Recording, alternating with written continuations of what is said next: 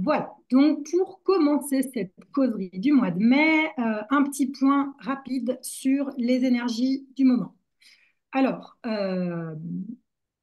énergie du mois de mai, on est sur le cinquième mois de l'année, donc vibration 5, qui vient nous parler de mouvement au sens d'une demande d'accueil de l'inattendu, d'une demande d'adaptabilité au mouvement de la vie. En fait, c'est ça que le 5 nous demande, hein. Donc, bah voilà, il se peut que au cours du mois de mai, il y ait des événements euh, ou des idées, pourquoi pas, inattendues qui se présentent. Et là, l'invitation, c'est être vraiment dans cet accueil, à oser s'adapter, faire preuve de flexibilité pour être dans cet accueil. Avec la vibration du 5, il y a vraiment cette dimension de mouvement. Donc, mouvement qui permet justement aussi d'être dans une forme d'expérimentation, faire l'expérience. C'est ça la vibration du 5, c'est expérimenter. Avec la vibration du 4, on a posé un cadre, on a structuré. Et la vibration du 5, elle nous aide justement à transgresser positivement le cadre pour aller expérimenter. Dans la dimension je dirais, euh, plus challengeante du 5, il y a la question il peut y avoir un sentiment justement de limitation ou d'enfermement qui peut se présenter. Comme avec le 5, on est invité à accueillir le mouvement de la vie, à faire évoluer, à transgresser positivement, hein, je disais, donc à faire évoluer, être dans cette évolution, dans ce mouvement, on peut rencontrer sur le plan du challenge le sentiment d'être comme enfermé dans des situations qu'on n'arrive pas à dépasser, justement, des situations qui peuvent nous empêcher d'accueillir pleinement le mouvement de la vie.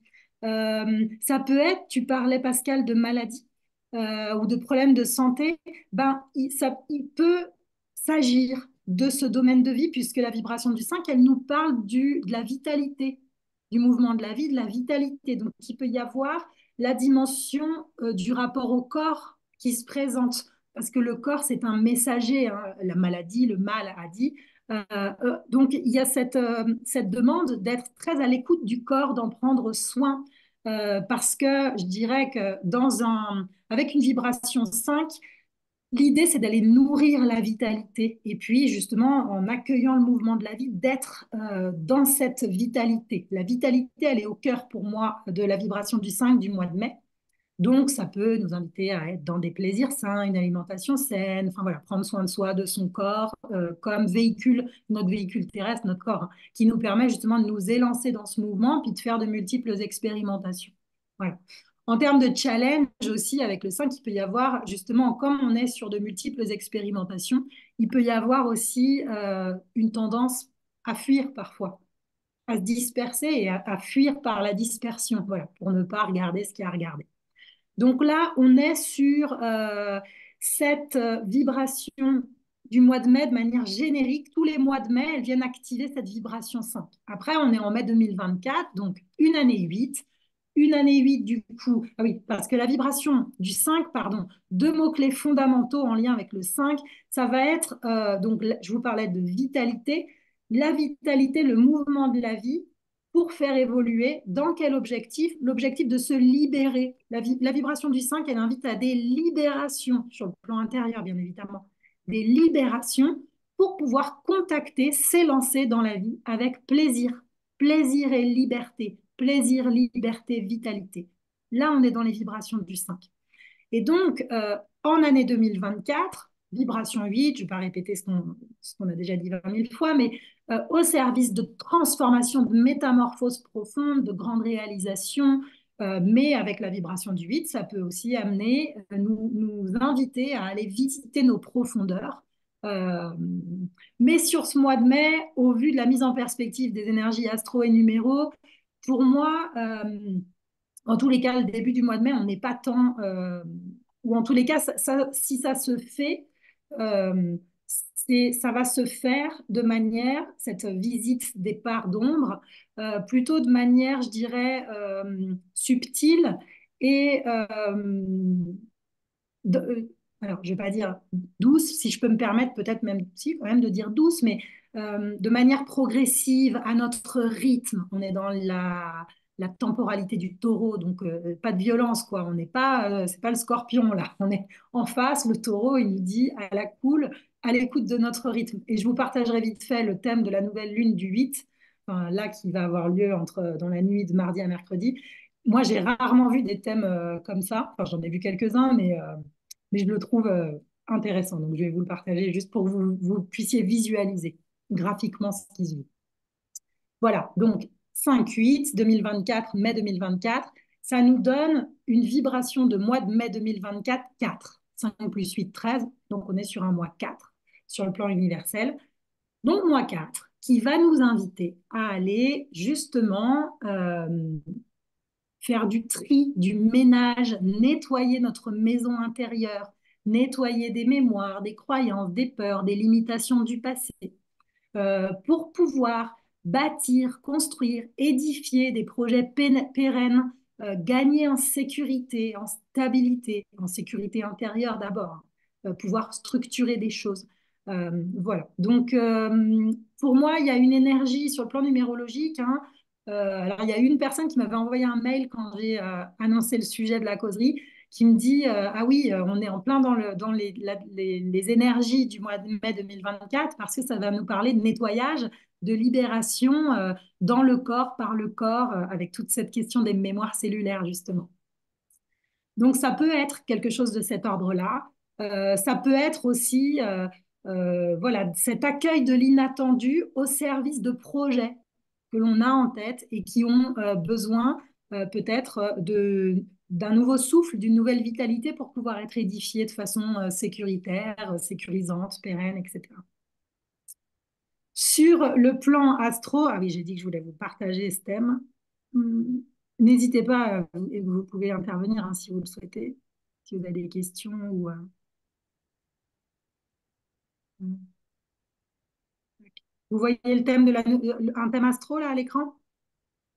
Oui, Ouais. Eh tout à ben, fait.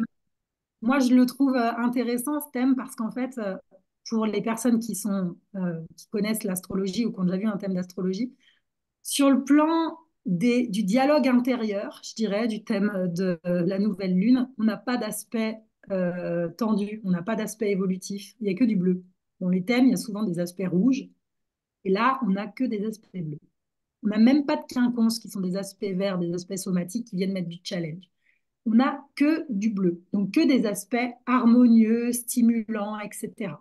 Donc, pour moi, ce que ça vient de dire pour commencer, c'est que avec une survalorisation, pardon, du signe du taureau, on a une, deux, trois, quatre, cinq planètes sur les 10 en taureau. Bon, ça ne va pas durer tout le mois puisque la Lune va bouger. Il va y avoir donc la Lune va bouger, Mercure va rentrer en taureau à la place. Après, sur la fin du mois, il va y avoir Soleil, Vénus, Jupiter qui vont passer en Gémeaux. Mais là, sur ces 15 premiers jours, enfin, à part la Lune qui va évoluer, mais sur les premiers jours, ou en tout cas les jours qui entourent la nouvelle Lune, on a une survalorisation du taureau avec que des aspects d'harmonie. Voilà. Donc, pour moi, ce que ça vient nous dire, c'est que le thème de nouvelle Lune, là, c'est comme si c'était une période d'accalmie. Après la phase du mois d'avril, là, mars-avril, on a eu quand même un cycle d'éclipse, de nouvelle lune, pleine lune, de lunaison qui était en lien avec les nœuds lunaires, donc c'était des périodes d'éclipse, donc qui pouvaient amener beaucoup d'intensité.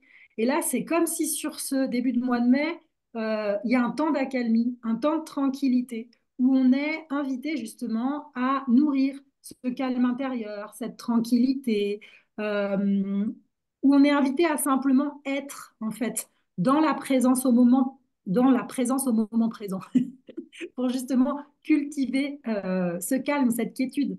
Ça peut nous dire, avec les vibrations du taureau, la saison du taureau, bah, c'est le taureau, on est dans des énergies pratiques, donc il peut y avoir des considérations pratiques, pragmatiques, comment je bâtis, comment j'édifie, mais en prenant le temps, une maison, il faut du temps pour l'édifier. On va d'abord bien consolider les fondations avant de poser les murs et le toit. On ne commence pas par le toit, quoi. Donc, je vois qu'il y a un petit message. Regarde ce que c'est. Ah oui, pas de souci, Annick. Et donc, voilà. Donc, il y a cette période-là, ces quelques jours qui semblent un peu pour moi, ça fait un peu la bulle hors du temps. Pour autant, on est bien ancré dans le réel, on est en taureau, mais il y a comme un temps où c'est un peu plus, ça peut être un peu plus calme. Mais ce qu'on a tendance à dire aussi en astrologie, c'est quand il n'y a pas d'aspect évolutif, ça peut amener une forme d'immobilisme. Et le signe du taureau, c'est quand même un signe qui est connu pour, dans ses parts d'ombre, bien aimer rester dans sa zone de confort, avoir tendance à s'engluer dans des habitudes, dans du connu. Donc voilà, donc c'est une période qui à la fois peut être une période justement euh, d'accalmie, moi c'est vraiment ce qui me vient, de tranquillité intérieure, un temps privilégié pour aller contacter. En plus, je trouve que sur le plan de le moment où survient cette nouvelle lune, on a le grand pont là, du mois de mai, on a tous les ponts du mois de mai, c'est un mois où on peut être un peu plus chez soi, un peu plus au calme, voilà, il y a quelque chose où c'est le rythme peut être un peu plus lent. Et en même temps, c'est quand même un mois qui vibre 5. Donc, les mois qui vibrent 5, on n'est pas sur de la vibration 4. Ça peut quand même, il peut y avoir de l'inattendu qui survient, hein. Il peut y avoir quand même du mouvement, bien sûr. Mais voilà, une période un peu de force tranquille où on est invité, et là on rejoint du coup les vibrations numérologiques, à aller renforcer sa sécurité intérieure sans s'engluer dans du connu, du confort, qui sont pas bons pour nous, évidemment, hein, du connu et du confort dans lequel on est pleinement épanoui, aucune raison d'en bouger si ça nous convient. Mais à partir du moment où on sent que ça ne nous convient pas, mais où il y a des peurs derrière, c'est là où on peut être justement dans une forme d'immobilisme qui est plus bénéfique, quoi. Voilà. Euh, un petit peu la période, sachant qu'on a cette nouvelle lune qui est liée à Pluton. Pluton qui engage depuis le début du mois de mai une phase de rétrogradation. C'est-à-dire que Pluton, là, elle va commencer à reculer et à retourner vers le Capricorne jusqu'au mois d'octobre. Et sur la fin de l'année, on va avoir un retour de Pluton en Capricorne. Son dernier retour en Capricorne avant début 2024 de revenir définitivement en Verseau pour une vingtaine d'années. Alors, Pluton, c'est une planète qui est déjà tellement puissante en elle-même, je dirais que une phase de rétrogradation de Pluton, les ressentis intérieurs, ils sont beaucoup plus subtils que par exemple la rétrogradation de Mercure du mois dernier, où là, c'était quand même, euh, c'est venu nous chercher, on avait l'impression qu'il y avait des choses qui n'arrivaient pas à sortir, à se mettre en mouvement, etc. Bon, rétrogradation de Pluton, je pense qu'il faut déjà avoir une connexion assez fine à soi-même pour la ressentir, mais ça peut nous aider dans notre travail intérieur de transformation et d'ouverture de nouveaux paradigmes, de libération hein, de nos structures d'autorité qui ont pu nous limiter jusqu'à présent. Euh, j'ai un message de Caroline qui dit: Je viens de signer une rupture conventionnelle. La prise de décision a été longue, j'attends l'inattendu. Euh, Après, il y a aussi une dimension de créativité dans tout ça, hein. C'est justement le taureau, il peut attendre l'inattendu dans la passivité.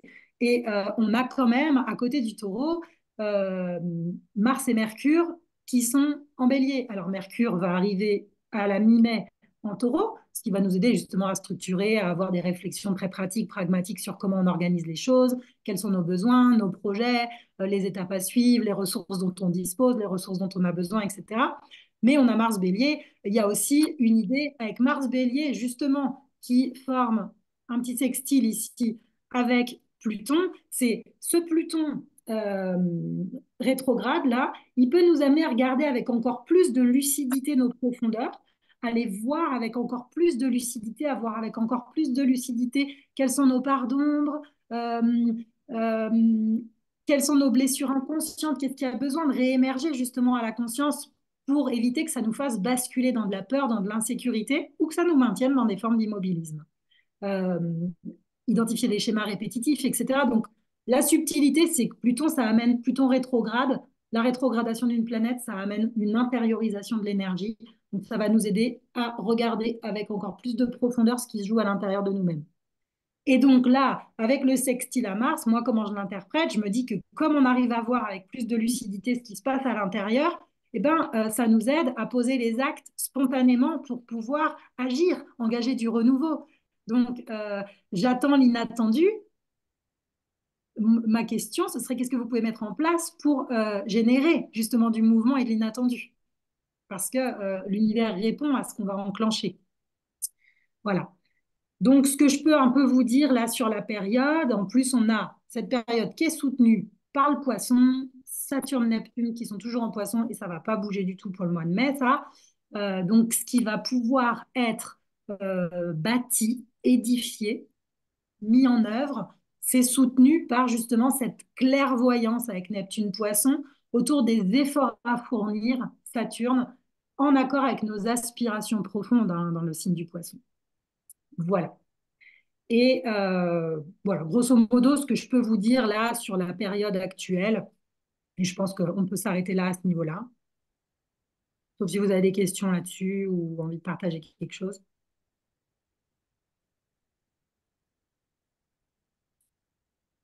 Ok, donc je vais couper l'enregistrement.